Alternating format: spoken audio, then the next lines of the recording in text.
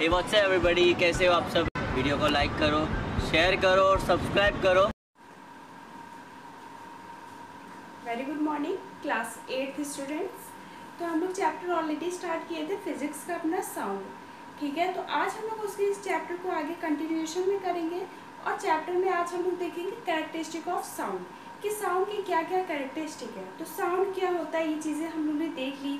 Sound के बारे में हम लोग ने काफ़ी कुछ देखा कि साउंड क्या क्या होता है। साउंड के हमारे आप देखते होंगे इस क्लास में हम लोग हाई पिच देखेंगे, लो पिच का साउंड देखेंगे, पेंडुलम के बारे में देखा होगा। हम लोग ने ह्यूमन ईयर स्ट्रक्चर पढ़ा इसके अपने पहले की क्लासेस में। तो human ear structure I think आपको अच्छे से क्लियर हो गया होगा। और आज की क्लासेस में हम लोग पिच के बारे में पढ़ेंगे, लाउडनेस के बारे में पढ़ेंगे, एम्पलीट्यूड के बारे में पढ़ेंगे। इससे पहले आप लोग ने पेंडुलम की भी ज़रूर स्टडी किया होगा। तो उसी से रिलेटेड हम लोग का आज की क्लासेस है। Let's start characteristic. तो कैरेक्टरिस्टिक में सबसे पहले हम पढ़ेंगे लाउडनेस के बारे में। लाउडनेस मतलब आप देखते हो बहुत लाउडली जब हमारे फादर या मदर गुस्सा हो जाते हैं और बहुत लाउडली वो स्पीक करते हैं, तो डैट इज द लाउडनेस। तो एक्चुअली ये जो लाउडनेस है ये एम्पलीट्यूड पे डिपेंड होता है। अब बात ये होती है एम्पलीट्यूड क्या है। अगर आपको याद हो पेंडुलम, तो पेंडुलम में हमारे ये बॉब होता था और बॉब हमारा टू एंड फ्रो मूवमेंट करता था, मतलब फॉरवर्ड और बैक साइड मूव करता था। तो जब हमारा ये जो बॉब है, जब एक वन कंप्लीट ऑसिलेशन वो कर ले, तो उसको हम क्या कहते थे, एम्पलीट्यूड।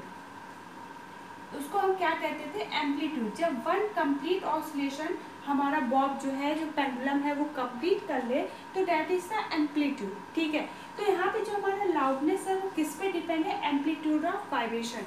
इट मीन्स आप ये भी कह सकते हो कि जो लाउडनेस है वो डायरेक्टली प्रोपोर्शनल होता है किसके, एम्पलीट्यूड के, ठीक है। जितना ज़्यादा एम्पलीट्यूड होगा उतना ज़्यादा लाउडनेस होगा, ठीक है। जितना ज़्यादा एम्पलीट्यूड होगा उतना ज़्यादा लाउडनेस होगा। जैसे आप देख रहे हैं, ये मैंने ग्राफ के थ्रू रिप्रेजेंट किया है। इसमें देखिए लो एम्पलीट्यूड है। जब लो एम्पलीट्यूड है तो यहाँ पे जो वॉइस है वो सॉफ्ट होगी, सॉफ्ट वॉइस होगी। लेकिन यहाँ पे एम्पलीट्यूड आप देख रहे हैं बहुत ज़्यादा है, तो जितना ज़्यादा एम्पलीट्यूड होगी यहाँ पे जो वॉइस होगी वो बहुत लाउडली होगी। यहाँ पे जो वॉइस है वो क्या होगी, लाउड होगी। क्लियर। नेक्स्ट हम बात करेंगे पिच। तो pitch actually shrillness of sound, मतलब साउंड कितनी तेजी से आ रही है। तो पिच मतलब क्या होता है, कभी आप देखिए कुछ हाई पिच के लोग होते हैं जो बहुत लाउडली स्पीक करते हैं, कुछ लो पिच के होते हैं जो बहुत सॉफ्टली बात करते हैं, ठीक है। तो यहाँ पे क्या हम कुछ श्रिलनेस ऑफ साउंड के बारे में बात करेंगे। तो यहाँ पे एक्चुअली जो हमारा पिच है, जैसे हमने इसमें केस में देखा कि जो लाउडनेस है वो एम्पलीट्यूड के डायरेक्टली प्रोपोर्शनल था, तो यहाँ पे जो हमारा पिच है वो किसके डायरेक्टली प्रोपोर्शनल होता है, फ्रीक्वेंसी। किसके, फ्रीक्वेंसी के डायरेक्टली प्रोपोर्शनल होता है पिच। अब फ्रीक्वेंसी क्या है, अगर आपको याद हो तो वापस से आप इस डायग्राम को देखिए। ये हमारा पेंडुलम है। तो फ्रीक्वेंसी एक्चुअली क्या होता था कि 1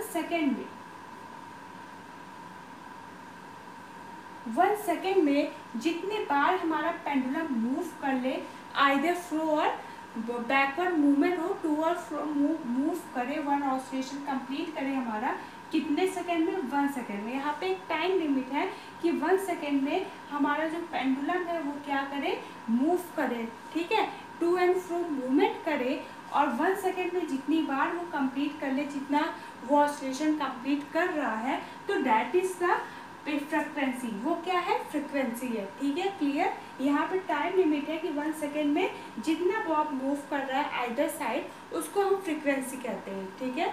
तो नेक्स्ट हमारा जो पिच है वो डायरेक्टली प्रोपोर्शनल है फ्रीक्वेंसी का। इट मीन्स जितनी ज़्यादा फ्रीक्वेंसी होगी उतनी ज़्यादा हमारी पिच होगी।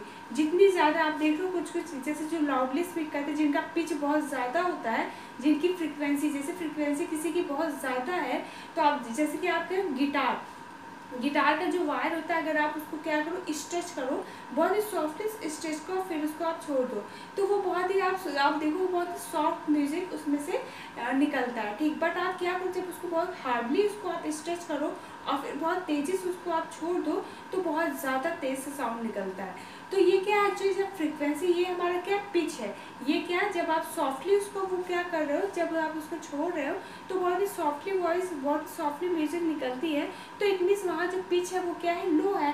फ्रीक्वेंसी क्या है, लो है। जब लो फ्रीक्वेंसी है तो लो पिच है। लेकिन जब उसको आप बहुत ही टाइटली आप उसको स्ट्रेच किया और फिर छोड़ दिए तो बहुत ही ज़्यादा म्यूजिक, बहुत ही लाउडली म्यूजिक निकला। इट मीन्स वहाँ पे क्या हुआ है, वहाँ पे हमारी फ्रिक्वेंसी क्या है, वो ज़्यादा हो गई। जब फ्रिक्वेंसी ज़्यादा हो गई तो ऑटोमेटिक जो पिच है वो भी क्या हो गई, ज़्यादा हो गई। ठीक है, मतलब हमारी जितनी ज़्यादा फ्रिक्वेंसी होगी उतनी ज़्यादा हमारी पिच होगी। ठीक है, अगेन हम ग्राफ से अगर रिप्रेजेंट कर सके तो हम कह सकते हैं कि जितनी ज़्यादा हमारी, जैसे ये क्या है, ये हमारा क्या फ्रिक्वेंसी है, जैसे जितनी ज़्यादा हमारी फ्रिक्वेंसी होगी हमारा एम्पलीट्यूड भी क्या होगा, उतना ज़्यादा होगा। इट मीन्स पिच हाई है, इट मीन्स हमारा जो साउंड है वो क्या होगा, बहुत ज़्यादा है, लाउडली होगी। अगर वहाँ पे हम लो पिच की बात करें तो वहाँ पे साउंड क्या होगी, बहुत ही सॉफ्टली आएगी। ठीक है, सॉफ्टली वॉइस। ठीक है, तो यहाँ पे हम लोग ने कैरेक्टरिस्टिक डिस्कस किया। अपने आगे नेक्स्ट क्लास में हम लोग इसी चैप्टर को आगे कंटिन्यू करेंगे और नेक्स्ट चैप्टर में आपका ये चैप्टर भी पूरी तरह से कंप्लीट हो जाएगा। ठीक है, तो आप लोग अच्छे से वीडियो देखते रहिए, अपने बुक से भी कंटेंट जरूर रीड करते रहिए। ठीक है, तो नेक्स्ट क्लास में हम इस चैप्टर को कंटिन्यू करते हैं। Okay, thank you.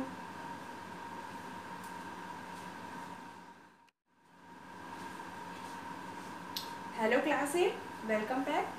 तो अभी तक हम लोग ने देखा साउंड के बारे में, हम लोग ने स्टार्ट किया था और साउंड के बारे में हम लोग ने उसके एम्पलीट्यूड, फ्रिक्वेंसी के बारे में जाना, पिच के बारे में जाना, उसके कुछ कैरेक्टरिस्टिक्स देखे थे। ठीक, आज की क्लासेस में हम लोग देखेंगे ऑडिबल और इनऑडिबल साउंड।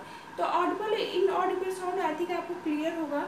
वो साउंड जो हमारा ईयर हियर कर सके इजली उसको हम ऑडिबल कहेंगे, और वो साउंड जो हमारा ईयर हियर ना कर सके उसको हम इनऑडिबल कहेंगे। ठीक है, तो let's start. The normal range of Audible, तो वो साउंड जो हमारे जो ह्यूमन्स ईयर्स हैं वो इजीली ऑडिबल कर सकते हैं, उस फ्रिक्वेंसी की क्या रेंज होती है, मतलब किस रेंज तक की हम फ्रिक्वेंसी को हमारा ईयर उसे हियर कर सकता है, उसको हम क्या कह सकते हैं, ऑडिबल। क्या कह सकते हैं, ऑडिबल साउंड। तो the normal range of Audible sound, तो ऑडिबल साउंड का नॉर्मल रेंज क्या होता है, किसके किसके बीच में, 20 to 20,000 हर्ट्ज। तो फ्रिक्वेंसी को हम हमेशा मेजर किस में करते हैं, हर्ट्ज में। ठीक है, तो ऑडिबल साउंड का रेंज हमने देख लिया 20 to 20,000 हर्ट्ज। नेक्स्ट, अगर 20 हर्ट्ज के बिलो है या 20,000 के अबव है, तो ये फ्रिक्वेंसी जो 20 हर्ट्ज के बिलो है और 20,000 के अबव है, इस फ्रिक्वेंसी को हम आप कह सकते हो that is it is the inaudible sound. ये क्या है, इनऑडिबल साउंड है, क्योंकि इसकी फ्रिक्वेंसी जो है, अगर फ्रिक्वेंसी 20 हर्ट्ज के बिलो है या फिर 20,000 के अबव है, तो इस फ्रिक्वेंसी को हमारा जो ईयर है वो ऑडिबल नहीं कर सकता। इट मीन्स वो हमारा इनऑडिबल साउंड है। क्लियर, तो below 20 hertz frequency human ear can not here. Now अगर 20 हर्ट्ज की फ्रिक्वेंसी जो है उसको हम क्या कहेंगे, उसको हम कह सकते हैं इंफ्रासोनिक साउंड। किसको, 20 हर्ट्ज के बिलो की जो फ्रिक्वेंसी की हमारी जो साउंड होती है उसको हम इंफ्रासोनिक साउंड कहेंगे, और जो 20,000 के अबव की जो फ्रिक्वेंसी की साउंड होती है उसको हम अल्ट्रासोनिक साउंड्स कहते हैं। क्लियर, नेक्स्ट हम लोग बहुत इंपॉर्टेंट टॉपिक डिस्कस कर रहे हैं, interesting, that is the noise pollution.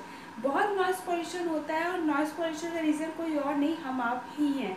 हमारी ह्यूमन एक्टिविटीज़ ही नॉइस पॉल्यूशन करती है। बहुत से ऐसे पॉल्यूशन है जो ह्यूमंस ही हमारे रिस्पॉन्सिबल होते हैं। हमारे इकोसिस्टम इन्वायरमेंट को डिस्टर्ब करने वाला कौन है, कोई और नहीं, वी आर ह्यूमंस। ठीक, तो we are humans disturbing our environments. ठीक है, बिल्कुल सही, हम अपने इन्वायरमेंट्स को डिस्टर्ब कर रहे हैं। ऐसे ही वन ऑफ द एग्जाम्पल हमारा नॉइस पॉल्यूशन है। क्या होता है, कोई भी फंक्शन, कोई भी पार्टी होती है तो क्या होता है, आप देखते हो बहुत ही लाउड स्पीकर यूज़ होते हैं, जिसके कारण क्या होता है, बहुत से डिस्टर्बेंस होते हैं। ना हमारे ह्यूमन बींग्स एज वेल है, हमारे जो एनिमल्स होते हैं उनमें भी डिस्टर्बेंस होते हैं।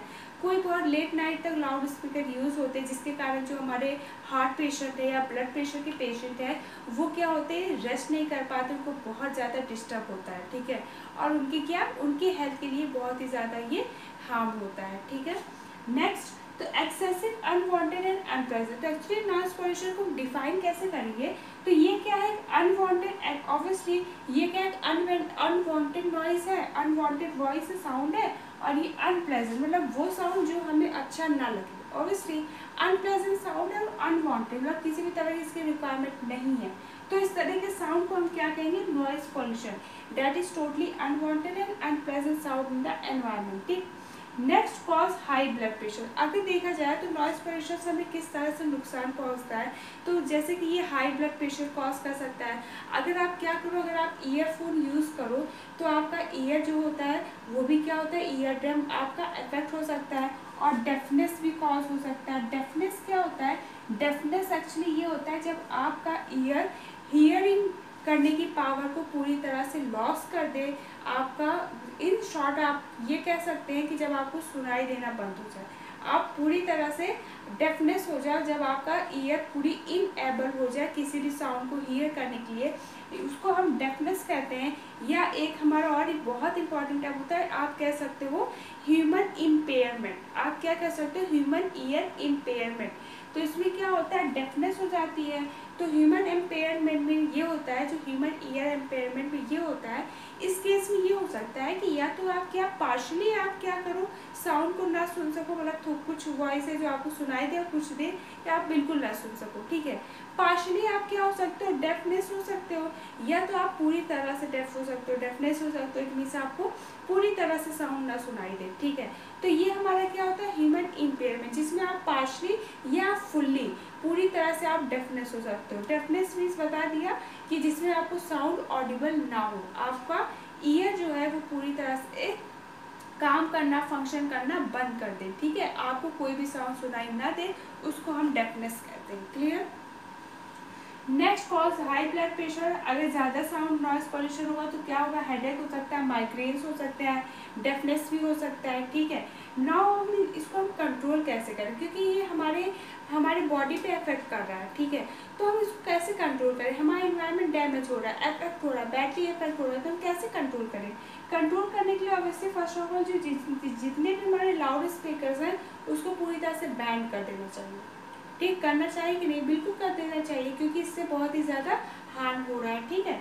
नेक्स्ट, इंडस्ट्रीज और एयरपोर्ट, जितने भी हमारे ये बहुत ही ज़्यादा नॉइज़ वाले जो इंडस्ट्रीज़ हैं या एयरपोर्ट्स हैं, जितने भी ट्रांसपोर्ट सिस्टम है, ये सब सिटी से वो बहुत ही दूर बना देना चाहिए, ठीक है। हमारे जो सिटी एरियाज़ है उससे वो दूर बना देना चाहिए, जिससे कि हमारे जो ह्यूमन्स हैं या जो हमारे living organisms as well as हमारे जो एनिमल्स हैं वो सेफ रह सके, नॉइज़ पॉल्यूशन जैसे इस पॉल्यूशन से सेफ रह सके, ठीक है। नेक्स्ट, इंडस्ट्रीज एयरपोर्ट्स क्या होने चाहिए, हमारे दूर होने चाहिए। और हमारा एक और इम्पॉर्टेंट चीज़ होता है इसको कंट्रोल करने के लिए, जैसे कि आप क्या करते हो, बहुत से जैसे म्यूजिक सुनना हुआ या सॉन्ग सुनना हुआ तो आप ईयर लीड यूज़ करते हो, तो ईयर लीड बिल्कुल भी यूज़ नहीं करना चाहिए, बहुत ही ज़्यादा डेंजरस होता है। क्योंकि ईयर लीड क्या होता है एक्चुअली, जब आप यूज़ करते हो तो वो सीधे आपके ईयर ड्रम पे जाके कनेक्ट होता है, तो जिसके कारण जब साउंड डायरेक्ट आपके ईयर ड्रम पे आता है तो आपका ईयर जो है पूरी तरह से ख़राब होने के चांसेस रहता है, जिसके बाद आप डेफनेस जैसी चीज़ें हो सकती हैं, आपको सुनाई देना बंद कर देगा। इससे अच्छा है कि आप हेडफोन यूज़ कर लो, ठीक है, बट ईयर लीड यूज़ करना हम सभी के लिए बहुत ही ज़्यादा डेंजरस है, ठीक है।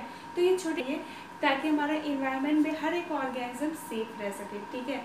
और हम अपने आप को भी इन सारी चीज़ें, डिजीज जैसे माइग्रेन जैसी चीज़ें, हेडेक जैसी चीज़ें, ब्लड प्रेशर हुआ, इन सब चीज़ों से हम अपने को और प्लस हमारे अदर्स ऑर्गेनिज्म, लिविंग ऑर्गेनिज्म, अलग ह्यूमन बींग्स को भी सेव कर सकें, ठीक है। तो यहाँ पे ओवरऑल आपका साउंड का चैप्टर कंप्लीट होता है। आई होप आपको समझ में आया होगा। इस चीज़ को आप बुक से भी ज़रूर से रीड करिएगा। कोई भी टॉपिक अगर इस चीज़ में आपको लगता है छूट गया है या प्रॉब्लम हो रही है, नहीं समझ में आ रहा है, तो आप उसको व्हाट्सएप के थ्रू पूछ सकते हैं, ओके। तो नेक्स्ट क्लास में हम लोग अपना न्यू चैप्टर स्टार्ट करेंगे, यहाँ पे आपका साउंड चैप्टर कंप्लीट होता है, ओके। Thank you.